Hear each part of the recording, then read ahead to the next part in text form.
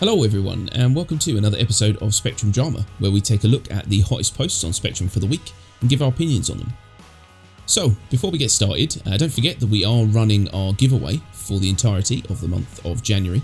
So if you want to be in with your chance to win the awesome Avenger Titan game package, then all you need to do is comment on this and every video in the month of January for your chance to win, and do not forget, I know it confuses people, and it's fun for me. Make sure you append your comment with parentheses or brackets or however you want to do it, DB for Sir David Bowie. And yes, that's going to be really fun to give away to one of you lucky buggers. And also, for the next 2 weeks, we are going to be raising money for the bushfire relief in Australia. It's horrendous what's going on over there at the moment. You know, it's hard to fathom that, you know, losing everything you own. It's just awful. So we want to try and raise as much money as we can. You know, anything that we can get, you know, is going to benefit someone. So yeah, get your wallets out and let's try and make a difference.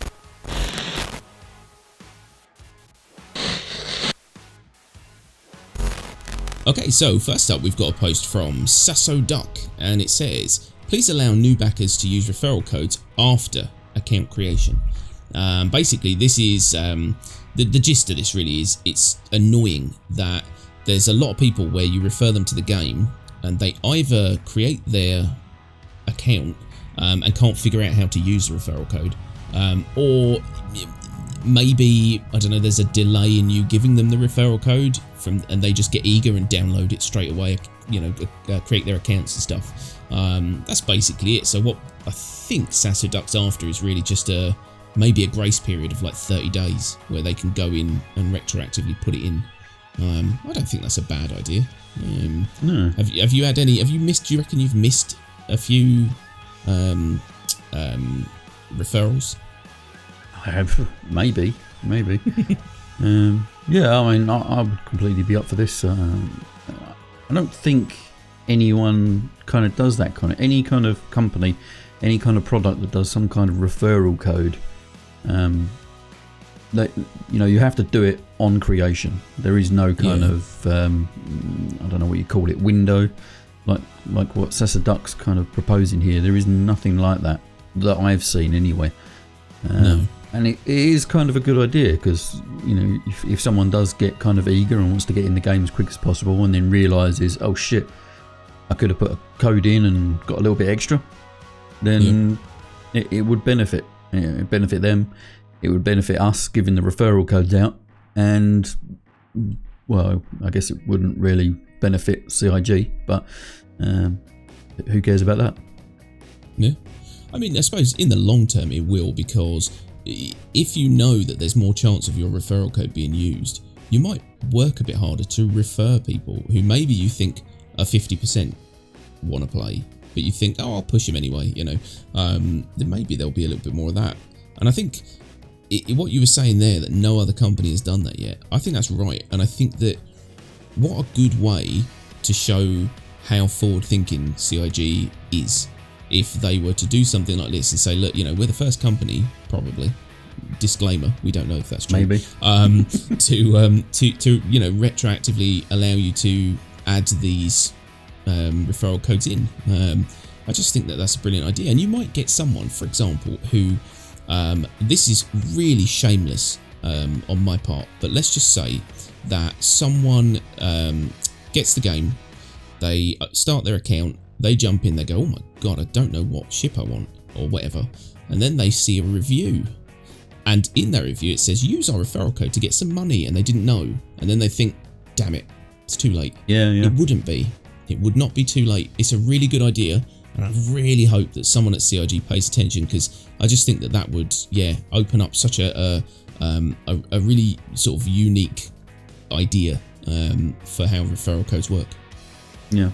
There's also a really fun fact, according to Steve Tank, and I hope this is true. I've not tested this myself, but I know that there are processes in place that would allow this to happen. Let's say you've got an email. His example here is batman@gmail.com, and you've used that to already sign up for Star Citizen, and you want to redo your account. you can just add a plus something on the end of your email. So you do Batman plus, let's say, SQ42 at gmail.com. It's technically a new email, but all the emails will refer back to your original email address. It's really, really clever. So if you want 4 accounts on Star Citizen, you don't have to have 4 unique email addresses that you log into.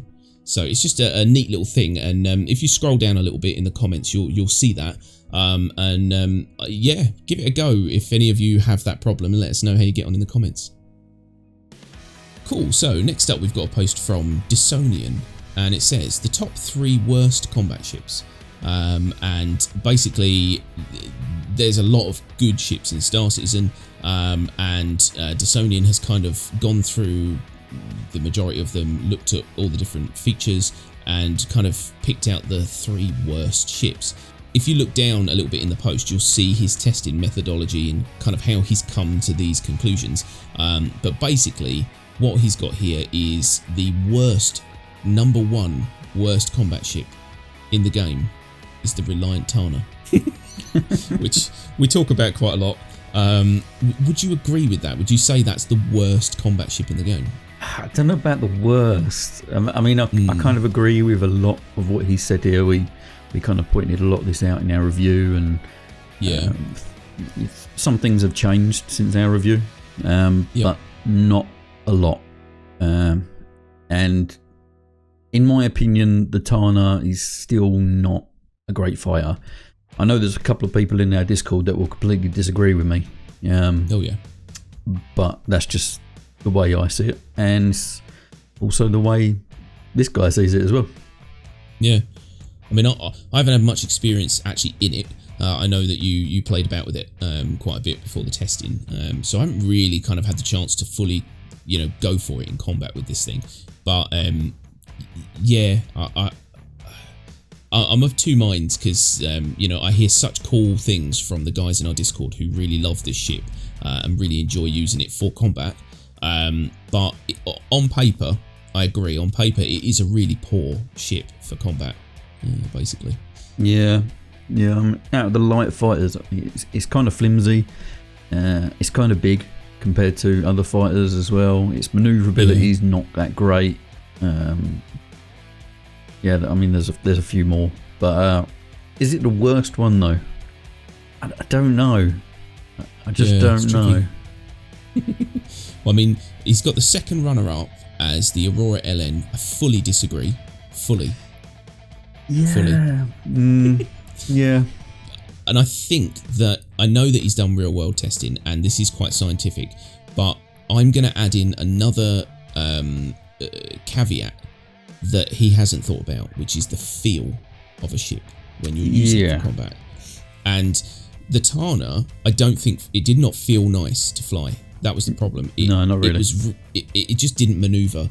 The Aurora is a lovely ship to fly, and I upgraded from the base Aurora to the LN, and I remember when I did that, we went back into an Arena Commander. This was way back in the day before we could really do anything in the PU, and I went back into Arena Commander, and I was like, my God, this thing owns. And it did. I mean, I smashed every Arena Commander I did. It wasn't a problem.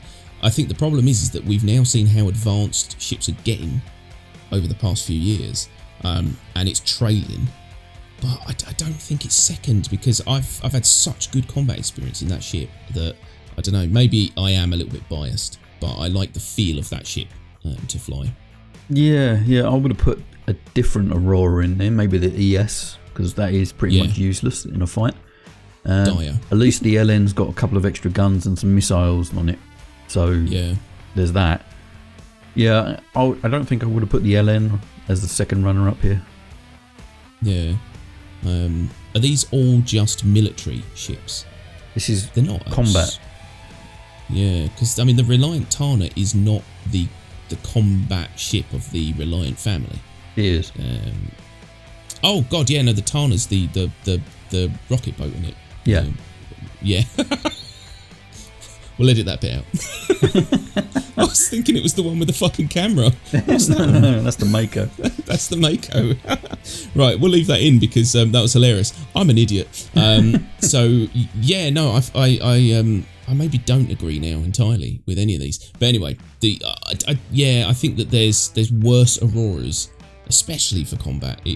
But the LN is the military version, so that is probably why he's picked that one, I guess. Yeah. Yeah, and that makes sense. And I mean, yeah, out of all the military ships, I do think it is pretty poor in combat. Although I have, in my day, I've come across many a Mustang in my Aurora and just mauled them. Yeah. So I would put the Aurora above a Mustang any day. Yeah, maybe. I guess it comes down to individual preference on the feel of the flight, I guess. Yeah, don't know, tough one. The third one's tricky. The third one, I'm not sure if I agree with that one either. No, I don't. How if you look at the Buccaneer, you look at the Anvil Hawk, but then you look at the Cartual, and we have flown all of these, and by far the least capable ship out of all of them at the moment is the Cartual. I've just got to be. I mean, it was terrible. Yeah. Kind of. We haven't really looked at it recently, so I'm not quite sure exactly what's changed on it. The Cartuel was very flimsy when we tried it, and the weapons were really poor. I think it had like 2 size 1 guns on it or something. Yeah, it was really not good. But then saying that, the Buccaneer was really flimsy as well. The only advantage it had was all the guns. It had all the guns. All of them. Yeah. And I mean, it does say here in his methodology that he has switched out a bunch of stuff. So, when you read that, you might actually think to yourself, oh, maybe, yeah. I think that's the biggest takeaway from this is that, yes, you can look at all these ships from a very clinical perspective, but you have to add in that the biggest draw to any ship, 2 draws. One is the look, and 2 is the feel. The look and feel is really what you buy most things for, and then you pray they have decent guns. Basically, it's like most things. It's like I bought the Freelancer because I loved the look of that ship. Turns out it's not very good, but I love that ship regardless. But yeah, I maybe wouldn't want to fly that the base Freelancer into combat. But yeah, you have to love more than just its capabilities for a ship. So that's my 2 cents anyway. But agree or disagree, I don't think I'm with you on that. Really. Yeah, that was basically we didn't help at all there. But it was, this is what we do here at Crying Cow. We confuse you and then run away. No, I think it's a good list, and I think that he's definitely got some good tested methodologies there, and he knows what he's doing. But I think maybe what we should do one day is we should get Mr. Scroll up to the top and read his name, Dissonian. We should get Mr. Dissonian into one of our streams, and then we need a camera on his face. I want to see his face when he flies these ships. I want to see what he's feeling when he flies these ships. And if he's just straight faced through all of them, then God help us all. Yeah. Okay, so next up we've got a post from Alex38, and it says, "Why aren't the platforms numbered?" Yeah, there's not much else you need to say about that. No, just why? Just why? CIG, why are there no numbers? Do you know, I have to say, and I don't know if anyone's going to have picked up on this, but Kryko has a nice new mic, and it has much more dynamic range. So when you lean into the mic there, oh, it's booming. It sounded awesome. It sounded like God coming down and going, more markings. But yeah, so it makes no sense. I mean, the amount of times that we're like, what platform you're on? I don't know. Yeah, I don't know. Hang on a minute. I need to go back to the lobby and look at the flipping ASOP terminal screen to figure out what pad my ship is on. Ridiculous. That's just crazy. nowhere ever in the history of any place ever has ever logically thought, let's not mark these parking spots because God forbid you want to remember where you parked. That is just insane. Although I suppose they're probably not expecting you to walk off into space, do your shopping and come back. No, it'd be nice to get off the ship and just know where you need to come back. Yeah, it's very, very odd. Very odd. The one thing that I haven't actually looked at is when you land and you run in to do something, if you go back to the platform, to the terminal on your way back out, it knows where your ship is landed. Yeah. I'm assuming. Yeah. So we're lazy, but come on, CIG. Fix your shit. Actually, hashtag CIG mark your shit. Yeah, mark your shit. That's what we need. It even comes down to if you say you land a rest stop on one of the pads, and you're picking a friend up, and they say to you, you know, what pad are you landed on? How do you know? You don't. There is no way to tell. The grey one. Yeah. I mean, there's a few places, very few, where you can actually say, oh, I'm near that sign. But the problem is a lot of times the signs don't have names. And unless you go, I'm near the purple squiggly sign, it's like, it's stupid. So, I don't know. It's a small oversight, really, in the grand scheme of the game. Yeah. But when you boil down what we've talked about over the past few weeks is that kind of quality of life. Yes. It is a small change that would make a big difference to the quality of life. So, come on. Cool. So, last up, we've got a post from Smash Brown, and it says, probably beaten the dead horse, but modularity. What happened to it? And basically, the gist of this is, where is it? Well, it's been a long time since we've really heard anything about modularity, and I suppose people just really want to know, especially Smash Brown. Yeah. Heard anything on the grapevine? No, nothing since the last time they spoke about it. It's not dead and gone. It's probably not going to be as extensive as what everyone wants it to be, but no. It's going to be a long way off. And this topic seems to come up every 2 or 3 months on Spectrum. It's a regular. It's got its own chair by the bar, and the barman knows what drink it's going to order. Yeah, it's like Norm. It walks in a bar and it's like modularity. Yeah, okay. Yeah, it must be a tricky thing to get right. So I can see why we haven't had any kind of version of it yet. And it's not essential right now, I don't think. So it's one of those things where you can backburner it without it causing any knock-on effects really to the game. But I mean, it would be nice. But then there's a million things that would be nice. And it's so hard you have to literally pick them out of a hat. There's so many things now that we want. So it's tricky. But yeah, I mean, we feel your pain, Mr. Smash Brown. But yeah, I think you might be in for a long wait, unfortunately. Yeah, give it another 4 years and then ask again.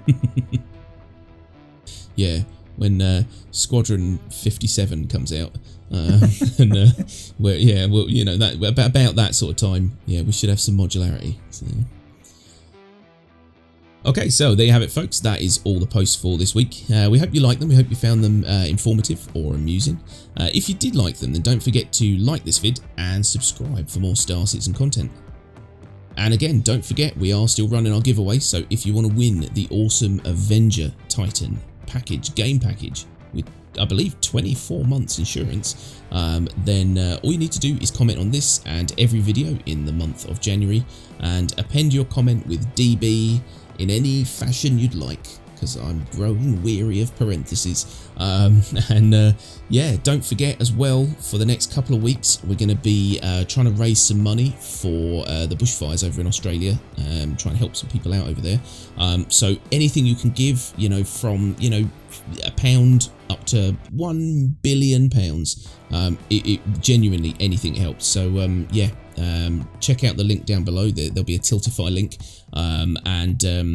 anything you can give, we'll massively appreciate it. And I think that is pretty much it. So thanks very much everyone for watching, and we'll see you next week. Bye bye. Bye bye.